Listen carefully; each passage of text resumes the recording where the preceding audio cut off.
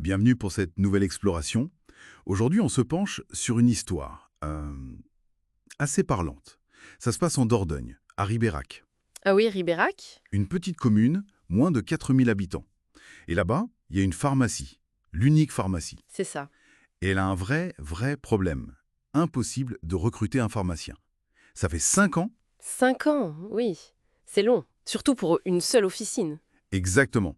Alors on va regarder ça de plus près. On a un article qui détaille un peu la situation et surtout euh, la méthode de recrutement un peu, disons, originale qu'ils ont fini par tenter. Oui, parce que la situation est devenue critique. Il faut imaginer, cette pharmacie, elle voit passer à peu près 700 patients par jour. 700 par jour. C'est énorme. Énorme. Et pour gérer tout ça, il n'y a qu'une seule pharmacienne titulaire à temps plein, Nathalie Sala. Et sa présence est obligatoire, légalement. Ah oui, c'est une obligation légale. Absolument. Si elle n'est pas là, la pharmacie doit fermer. Donc on imagine l'urgence, la pression. Je comprends mieux. Et donc, après 5 ans de recherche classiques qui n'ont rien donné, euh, l'équipe a tenté autre chose. Via les réseaux sociaux. C'est ça. Les préparatrices, en fait, ont eu une idée, un peu un coup de poker. Un coup de poker. Oui, voilà, un coup de poker humoristique. Elles ont fait une vidéo. Une vidéo avec quel genre de message? Alors là, c'est assez drôle. Elles cherchaient, je crois que c'était quelque chose comme un beau gosse, grand, bronzé, bien musclé. Sérieusement. Oui, oui, et je crois qu'il devait être sexy, attentionné et drôle aussi. Enfin, une description très décalée. Ah ouais, carrément. Décalé. Mais j'imagine que derrière l'humour, il y a une situation euh, plus compliquée. Exactement. C'est ça qu'il faut comprendre. Le rôle d'un pharmacien et celui d'un préparateur, ce n'est pas la même chose du tout. D'accord. Les préparateurs sont essentiels, bien sûr, mais il y a plein d'actes pharmaceutiques qu'ils ne peuvent pas faire seuls, légalement. Donc tout repose sur la pharmacienne. Tout repose sur Nathalie Sala, et sa charge de travail a même augmenté récemment, Ah bon? Comment ça? avec les nouvelles missions qu'on donne aux pharmacies. La vaccination, par exemple, ou les dépistages rapides pour les angines, les cystites. Ah oui, c'est vrai ça. Tout ça s'ajoute.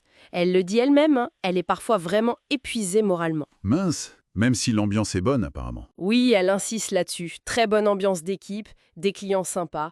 Mais bon, la fatigue est là. D'accord.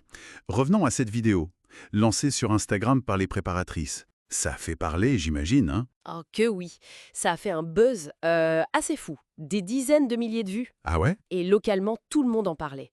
Une des préparatrices raconte: on nous en parle tous les jours au comptoir. Forcément. Elle ajoute même: on sait rire, on aime ça, il faut dans notre métier. Et visiblement, les patients ont adoré. C'est génial comme initiative. Mais est-ce que ça a marché? Est-ce que le beau gosse musclé, ou quelqu'un d'autre, s'est manifesté? Eh ben non, Ah, c'est tout le problème. Énormément de vues, beaucoup d'amusement, de soutien local, mais zéro candidat sérieux. zéro? Zéro. Que ce soit le profil de la vidéo ou un profil plus classique. La recherche continue, l'urgence est toujours là. C'est fou. Ça montre un peu les limites du buzz, non? Ça attire l'attention, mais ça ne résout pas forcément le problème de fond. Exactement. Ça met en lumière le problème, mais ça ne crée pas de candidats là où il n'y en a pas, ou là où les conditions ne sont peut-être pas assez attractives. Et justement, ce problème de fond, ce n'est pas juste Ribérac, j'imagine. Ah non, pas du tout. C'est un cas d'école, si on veut. Ça illustre parfaitement les difficultés d'accès aux soins en zone rurale. Les fameux déserts médicaux. Voilà. Le manque de médecins, c'est criant aussi, Nathalie Sala le dit. Et quand il n'y a pas de médecins facilement accessibles, Ouais. Les gens voient la pharmacie. exactement, la pharmacie devient le premier recours. Pour un conseil, une orientation, parfois un premier diagnostic rapide. Mhm. Elle dit: on est souvent le premier endroit où les patients viennent demander conseil. On essaye de gérer comme on peut. Le rôle dépassait largement la simple vente de médicaments. C'est un rôle social énorme, en fait. Tout à fait. Et donc, cette initiative, aussi sympa et créative soit-elle, elle pointe vers un problème beaucoup plus large, le manque de professionnels de santé dans ces territoires. L'attractivité de ces métiers en milieu rural. C'est ça.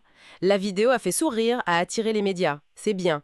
Mais ça ne remplace pas une vraie politique d'attractivité. Donc, la question qui reste est, au-delà de l'humour et de la créativité, qui sont importants, hein, mais Mais qui ne suffisent pas. voilà, quelles sont les solutions plus systémiques, plus profondes? Comment fait, oui, pour que ces métiers, ces installations en zone rurale redeviennent possibles, attractives, pour garantir que tout le monde ait accès à des services essentiels comme une pharmacie, peu importe où l'on vit?